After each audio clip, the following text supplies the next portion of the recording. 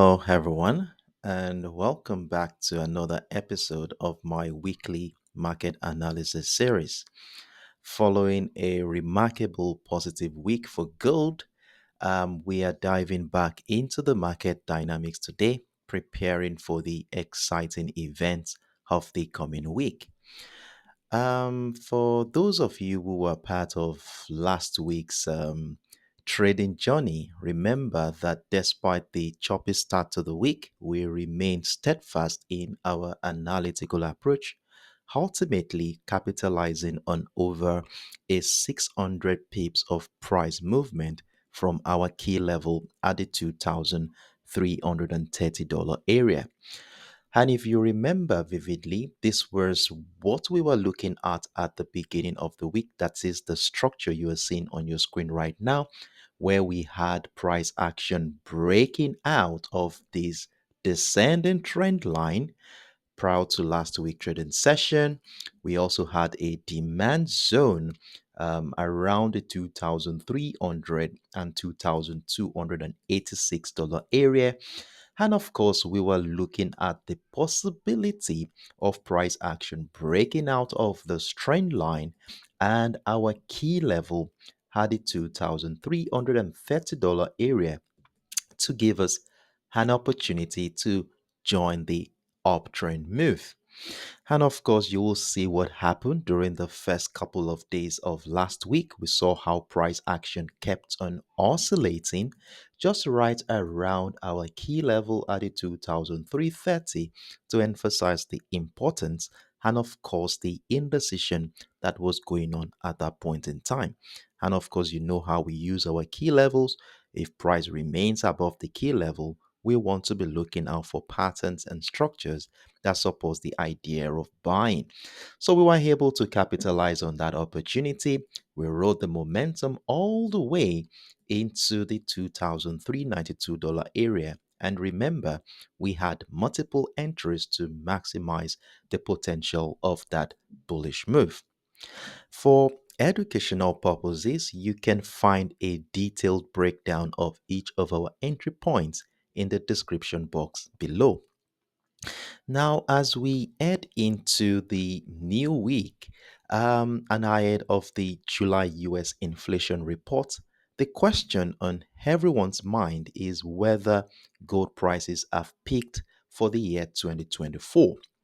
Now, if we look at the headlines, while the bench 10-year US Treasury bond yield remains deep in the red territory near 4.3%, gold is trading at a 1 month high.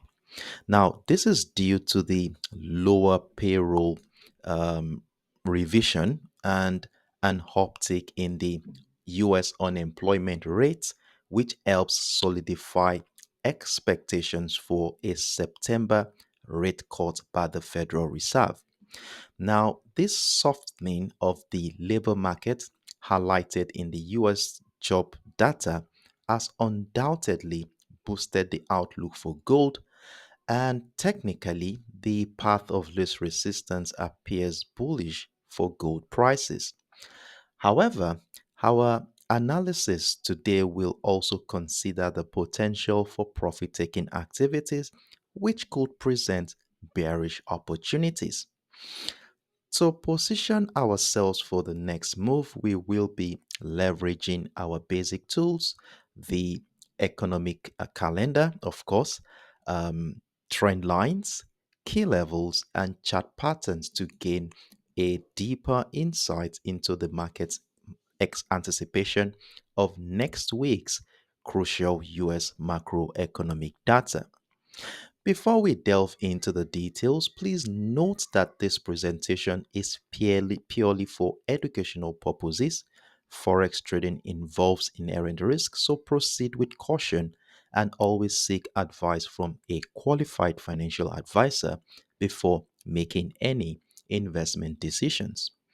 With the groundwork laid, let's dive right into the business. So, our first point of contact from a technical standpoint will be on the daily time frame. We really do not have anything new as the structure still remains the same with what we had last week, except for the fact that we have a valid uptrend continuation pattern emerge. Now, after taking into consideration the character of price action since the month of February, that's about 4 to 5 months of historical data, you can see this is what I was able to come up with. A beautiful uptrend continuation pattern looking more like a pennant structure, and depending on which where you're looking at it from, you could call it a flag pattern. We already have price action breaking out of the resistant line of the pattern to give us a validation that we may likely see price continue to the upside. Now, in addition to this pattern we have here, is my key level for the week, which is duly situated at the $2,350 area. And of course, you will see here how this level had played a significant role in determining the direction of price action since the month of April. Now, you know how we use our key levels, of course, in this community. If price trades above the key level, we want to be looking out for patterns and structures that support the idea of buying. And we will not be considering selling unless this key level is broken to the downside and followed with selling pressure. Now, as we head into the new week, the question here from a technical standpoint is whether or not price will continue the uptrend. Maybe we could see some retest of structure to continue the uptrend, or price could break down where continued selling pressure below the key level could incite a sell off. Now, to navigate this current market dynamic, in fact, this beautiful confluence here, I have a simple trading setup on the 4 hours time frame.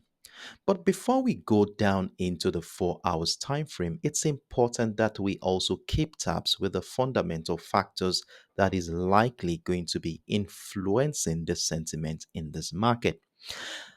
By monitoring the economic calendar, we aim to pinpoint potential correlations between key economic releases and specific technical patterns on the chart, hereby giving us valuable information and, most importantly, timing to position ourselves for the next move. Now, based on the asset we are looking at in this video, we are going to be focusing on high impactful event from the United States economic docket. Now, for next week, the first high impactful event is going to be the Fed chair Powell's testification before the Congress, and this is coming up on Tuesday, July 9th. Now, for those of us who do not know, this testification involves the Fed chair presenting his views on the economy and monetary policy, and this event significantly influences market sentiment as the market closely analyzes his remarks for insights into the future interest rate decisions, economic outlook, and the Federal Reserve's policy directions.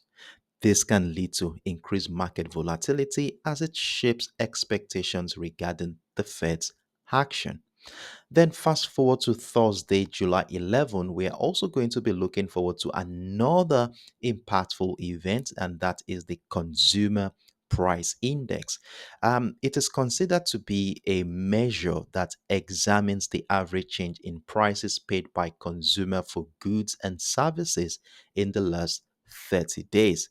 And it is expected that a higher than expected CPI can lead to concerns about inflation, hereby impacting market sentiment as it may prompt expectations of tighter monetary policy to control rising prices. Then, fast forward to Friday, July 12th, we are going to be looking at another inflationary data, that is the Producer Price Index, which measures the average change over time in the selling prices received by domestic producers. And of course, this excludes the volatile foods and energy sector. Then finally, on that same day, we will be looking at the publication from the University of Michigan, that is the Consumer Sentiment Index, another um, important event that gauges the prevailing sentiment and confidence levels among consumers in the United States, providing valuable insight into potential shifts in economic conditions. So, these are the events we are going to be looking forward to. And of course, we all know by now that the anticipation of this event has a way of influencing the sentiment in the market, which will reflect on the chart as price action. Now, talking about price action, we've scaled back down into the 4 hours time frame. And here on the 4 hours time frame, after taking into consideration the character of price action since the in the last couple of months, I have a simple trading setup to guide our decision this coming week. Now, on the 4 hours time frame, this was what I was able to come up with. Look at that. We have the key level duly situated at the 2,350. And of course, we saw price break out of our key level last week. As you will see here, price break out of the key level, approached the 2,395 area, a level which has been known to be a strong selling niche in the past. Now, if we go back to as far as the month of May, you will see how that level had been a selling niche, though we had a breakout, but a couple of days after, we saw price drop back below the structure, that is during the last week of the month of May, and since then, price action had remained below this area, giving us a sign that we are within seller's territory. Now, the question at this point in time is whether we are going to see selling pressure resume around this area next week, leading into a situation where price could come back to do a retest of the structures that was broken last week. Now, what structures are we talking about here? Remember, this is the resistant line of that uptrend continuation pattern we identified on the daily time frame. Then I also have a couple of descending trend line too, which was broken last week as well. And then the third one here is our former key level, which is situated at the 2,330, all of which are sharing a similar confluence. So if price will find selling pressure below the 2,395 at the beginning of the week, I will consider this to be a profit taking activity, which will reflect as a retracement of this impulsive bullish move to incite another uptrend move. Now, if we consider the distance between where price action is right now and the zone, we are looking at between a 420 pips move to a maximum of about 700 pips move. So, if we have any form of reversal setup around this area, we are going to be planning to join the downtrend move, maybe back into this area in anticipation of the uptrend continuation. However, if that is not the case, and instead we see price action transition into an uptrend continuation pattern, it could be a pennant, flag pattern, or a bullish rectangle. Well, the breakout of the resistant line will be all we need to continue the uptrend move. So, you would agree with me that we are at a crucial juncture here where, depending on how market participants react to the zone, during the early hours of next week will determine what our next line of action will be. But trust me, I will be with you in the comment section of this video to give you an update after monitoring how market participants will be reacting to that zone at the beginning during the first early hours of the new week. If you have found this content helpful and useful in making your independent trading decision, kindly support the channel by giving the video a thumbs up.